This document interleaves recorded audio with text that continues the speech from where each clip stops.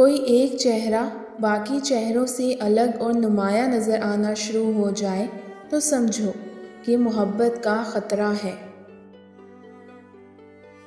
इससे कोई फ़र्क नहीं पड़ता कि आप कितनी ज़ुबानें जानते हैं, दिल की ज़ुबान जानना आपको अहल और कीमती बनाता है।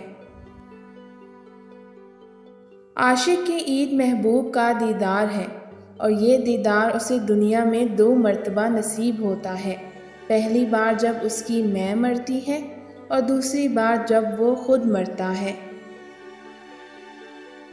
इंसान जिससे सबसे ज़्यादा मोहब्बत करता है, अल्लाह इंसान को उसी के हाथों से तोड़ता है। अगर ताल्लुक़ रखना है तो झगड़ा किस बात का, और अगर ताल्लुक़ नहीं रखना तो वो झगड़ा किस बात का।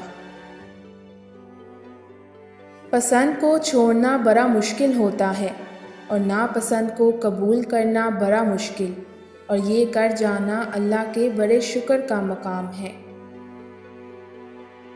गम आ जाए तो समझो शायद तुम्हें पसंद किया जा रहा है। ऐसा भी हो सकता है जिनको गुमराह करना हो उनको वाफिर खुशियाँ दे दी जाएं।